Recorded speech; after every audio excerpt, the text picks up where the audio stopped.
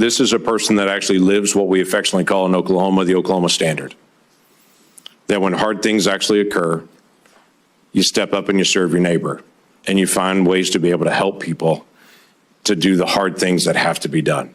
So Markwayne, I appreciate your leadership. I appreciate your willingness to be able to step up in a season where DHS needs a leader to be able to step into that role and to be able to help our nation in so many different complicated areas, especially at a time when right now we can't even get funding to DHS. We've got to be able to have good, solid leadership there. Thank you, Mr. Chairman. It's the practice of this committee to swear in witnesses. Will the nominee please stand and raise your right hand? Do you swear that the testimony you will give before this committee will be the truth, the whole truth, and nothing but the truth? So help you God. Senator Mullin, you are recognized for your opening statement. I think before I can start my opening statement, I have to address the remarks that the chairman made, calling me a liar. Sir, I think everybody in this room knows that I'm very blunt and direct to the point, and if I have something to say, I'll say it directly to your face. If you recall, back in my House days, we actually did have this conversation because of the remarks that I've made. You were in a room. I simply addressed that I said I could understand because of the behavior you were having, that I could understand why the neighbor did what he did. As far as my terms of the snake in the grass, sir, I work around this room to try to fix problems. I've worked with many people in this room. Seems like you fight Republicans more than you work with us. I did address those remarks. I did explain your gimmicks by the amendment you put forth. And as far as me saying that I invoke violence, I don't. I don't think anybody should be hit by surprise. I don't like that. But if I do have something to say, everybody in this room knows I'll come straight to you. I'll say it publicly and I'll say it privately, but I'll never say it behind your back. So for you to say, I'm a liar, sir, that's not accurate. And I got proof to say that because you have spent millions of dollars in my campaigns against me because we just don't get along. However, sir, that doesn't keep me at all from doing my job. I can have different opinions with everybody in this room, but as Secretary of Homeland, I'll be protecting everybody, including Kentucky, as much as I will my own backyard in Oklahoma. It's bigger than the partisan bickering that we have. It's bigger than the political differences we have.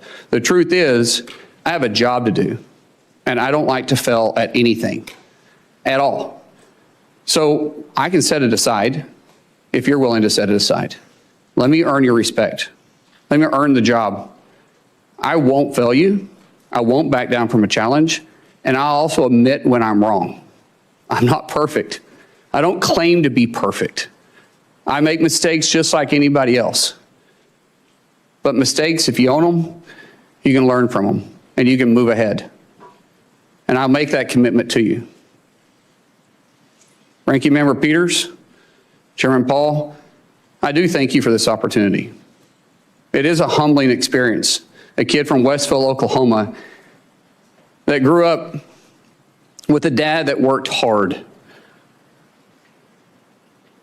He set the work example for all of us.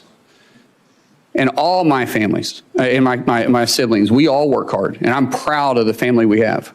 But to say that a kid with a bad speech impediment would one day sit up here in front of you and be nominated to be the Secretary of Homeland, it was humbling enough to be selected by Oklahoma to be their U.S. representative when I didn't even know how to tie a tie. And 10 years later, to be able to be called a United States Senator and serve with all you guys. And I respect every one of you guys. I do. Regardless if I have an opinion about you or not, you were elected by your state, and I respect that. I may disagree with you, but I respect it because we all make decisions based on two things: the way we're raised, which never changes, and our life experiences, which constantly change. For me, to be able to have the love of my life behind me, somebody I literally fell in love with in 3rd grade,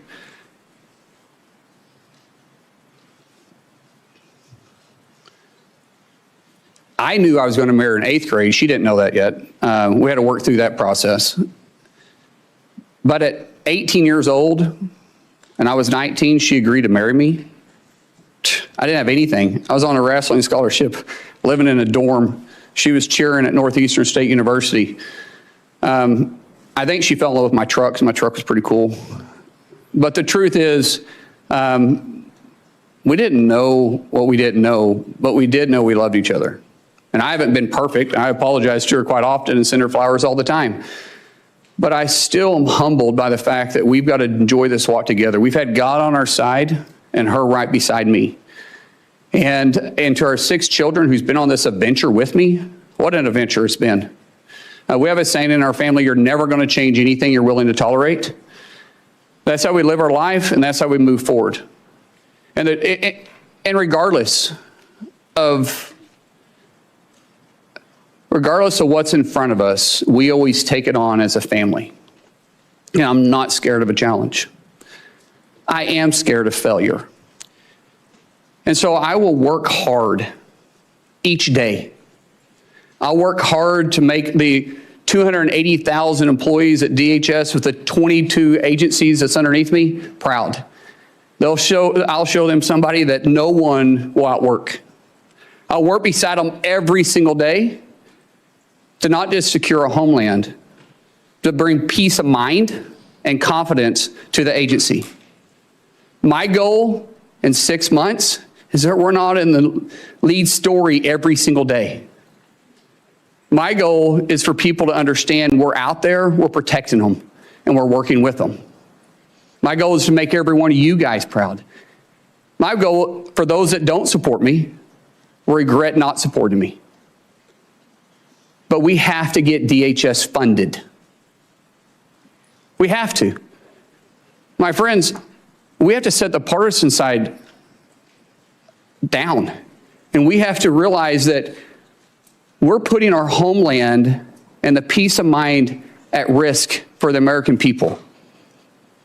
Sometimes it's political theater, sometimes it's true differences. But what we do know is that we're playing with fire. We have 280,000 DHS employees right now that are on day 30 without pay, and they're still showing up every single day to do their job. That is a dedicated group of people. And we should all be proud of them. We should all be working together, and we should all be trying to fund them.